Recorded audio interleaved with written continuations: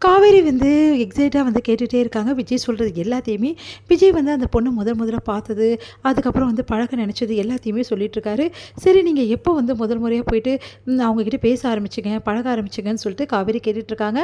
அப்போ வந்து விஜய் சொல்கிறாரு, நான் போயிட்டு வந்து முதல்ல பேசினேன். அப்போ அந்த பொண்ணு பேசவே மாட்டேன்றா. அதுக்கப்புறம் வந்து கொஞ்சம் கொஞ்சமாக பயத்தில் இருந்தா. ஒன்றை மாதிரிலாம் இல்லை. அவள் பயங்கரமாக வந்து சாஃப்ட்டு தெரியுமா?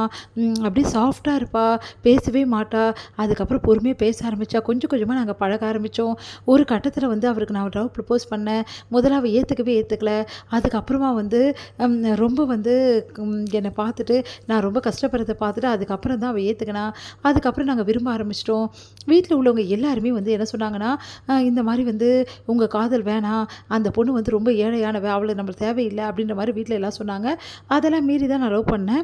ஆனால் வந்து என்ன ஆச்சுன்னா, திடீர்னு வந்து அவங்க வீட்டில் உள்ளவங்க வந்து முதல்ல வந்து அவங்களும் வந்து வேணான்னு தான் சொன்னாங்க. பயந்தாங்க எங்கள பார்த்து. நாங்கள் ரொம்ப பணக்காரங்கன்னு சொல்லிட்டு பயந்தாங்க.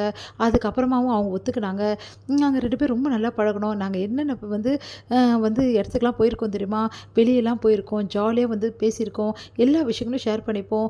ஒண்ணு விடாம ஷேர் பண்ணுவோம். அவள் எனக்கு தினமும் ஃபோன் பண்ணி என்ன நடந்தது, ஏது நடந்தது எல்லாமே சொல்லுவா. அதே மாரி நானும் சொல்லுவேன். 2 பேருமே வந்து வெளியலாம் போவோம். ஏன் இங்கே கூட நாங்க வந்திருக்கோம். ரொம்ப ஜாலியா எங்க லைஃப் போயிட்டே இருந்தது. சரி நாங்க 2 பேரும் பழகுறத பார்த்துட்டு வந்து வீட்ல உள்ளவங்க எல்லாருமே வந்து முடிவு பண்ணாங்க. இவங்க 2 பேரும் கல்யாணம் பண்ணி வச்சிடணும்னு சொல்லிட்டு தாத்தாவும் பாட்டியும் வந்து ரொம்ப சந்தோஷமா இருந்தாங்க. கரெக்ட்டா கல்யாணத்துக்கு 2 நாளைக்கு முன்னாடி வந்து கல்யாண ஏற்பாடு எல்லாமே பண்ணிட்டு திடீர்னு வந்து தாத்தா சொல்றாரு, எதிர் வீட்ல இருந்தவங்க யாருமே காணோம். எங்க போனாங்கன்னு தெரியல அப்படின்னு சொன்னோனே, ஒண்ணுமே எனக்கு புரியல.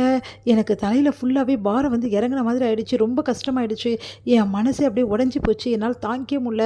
அவள தேடி எல்லா இடத்துலயுமே தேடினேன். ஆனா அவ எங்கேயுமே இல்ல. ஏன் போனா? எதுக்கு போனா? என்ன காரணம்? எனக்கு ஒண்ணுமே புரியல. கல்யாணத்துக்கு 2 நாளைக்கு முன்னாடி வந்து அவ போ வேண்டிய அவசியம் என்ன? அப்படின்னு சொல்லிட்டு சரி அவளுக்கு தெரிஞ்சவங்க யாராவது இருப்பாங்களா? அவள பத்தி டீட்டெயில்ஸ் ஏதாவது கிடைக்குமான்னு சொல்லிட்டு நான் கொஞ்சம் நெஞ்சம் இல்ல. என் மனசே வந்து ரொம்ப வெறுத்து போச்சு. எல்லா இடமும் தேடினேன். அப்புறமா என் வாழ்க்கை அவ்வளோதான் நான் நெனச்சேன். தவறான முடிவுக்கு கூட போலான்னு நெனச்சேன். அந்த மாரி ஆயிடுச்சு. அதுக்கப்புறம் தான் எங்க தாத்தா, பாட்டியும் வந்து நாங்க இருக்கோம் அப்படின்னு சொல்லிட்டு அவங்க எங்கள தேத்தி கூட்டிட்டு வந்தாங்க. இதுக்கப்புறம் வந்து நான் உயிரோட இருக்கேன்னா, அதுக்கு காரணம் எங்க தாத்தா, பாட்டி தான். அவங்களோட அன்பு தான் அப்படி சொல்லிட்டு அப்படியே வந்து மனசு கஷ்டப்பட்டு உட்கார்றாரு. உடனே வந்து என்ன பண்றாங்க, நம்ம காவேரி ஒண்ணும் இல்ல பதட்டப்படாதீங்க. உங்களுக்கு நான் இருக்கேன் அப்படின்னு சொல்லிட்டு காவேரி ஆறுதல் சொல்றாங்க. அடுத்து கைய பிடிச்சுட்டு நான் இருக்கேன் ப்ளீஸ் அப்படி சொன்னோனே, உடனே வந்து அப்படியே ஹக் பண்ணிக்கிறாரு காவேரிக்கு. ஒண்ணும் புரியல காவேரிக்கு. அதுக்கப்புறம் அப்படியே பார்க்குறாங்க. அடுத்து வந்து அப்படியே தூங்கியும் போறாரு. தூங்க வச்சுட்டு காவேரி வந்து விஜயை பார்த்து ரசிக்கிறாங்க. காலைல எழுந்தோனே காவேரி வந்து குளிச்சுட்டு வந்து விஜய் கிட்ட காஃபி குடுக்குறாங்க. என்ன எழுந்துட்டீங்களா? இப்ப தலைவலி இருக்கா உங்களுக்கு? அப்படி சொல்லிட்டு கேட்குறாங்க. ஜூஸ் குடுக்கணுமா? காஃபி குடிக்கிறீங்களா? அப்படி எனக்கு எதுவும் வேணாம் அப்படி சொல்றாரு. சரி நைட் என்ன நடந்தது? நைட் நெறைய நடந்தது. என்ன சொல்றேன்னு சொல்லிட்டு, என்ன சொல்ற? அப்படின்னோனே, ஆமா நீங்க மனசு விட்டு என்கிட்ட பேசுறீங்க. உண்மையிலேயே சொல்றேங்க.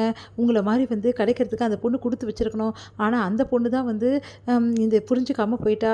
சரி நீங்க அவ்ளோ குடிச்சீங்க அப்படின்னோனே, உடனே பார்க்குறாரு. எனக்கு புரியுது உங்களுக்கு லவ் ஃபீலிங் தான் குடிச்சீங்க. ஆனா வந்து எனக்கும் தான் லவ் ஃபெயிலியர். ஆனா நான் குடிக்கலையே. நான் எதுக்காக குடிக்கல தெரியுமா? அப்படின்னோனே அப்படியே பார்க்குறாரு. நான் பொம்பள பிள்ளைன்னு குடிக்கலையா? அதுக்காகலாம் கிடையாது. குடிச்சா எந்த பிரச்சனையும் தீராது மிஸ்டர் விஜய். சொல்றத கேளுங்க. குடிச்சுட்டா இப்ப நைட்டு உங்களுக்கு எல்லா பிரச்சனையும் தீர்ந்துதா? இல்லல்ல. இப்ப தலைவலில தானே உட்காந்துருக்கீங்க. இங்க பாருங்க, நான் சொல்றத கொஞ்சம் கேளுங்க. தாத்தா பாட்டிய பத்தி யோசிங்க. பழைய விஜயா நீங்க மாறணும்னு அவங்க விரும்புறாங்க. அது உங்களால வந்து பண்ண முடியுமா? அப்படின்னோனே அப்படியே பார்க்குறாரு. இங்க பாருங்க, எனக்கும் லவ் ஃபெயிலியர் தான். நான் வந்து சந்தோஷமா இல்லையா?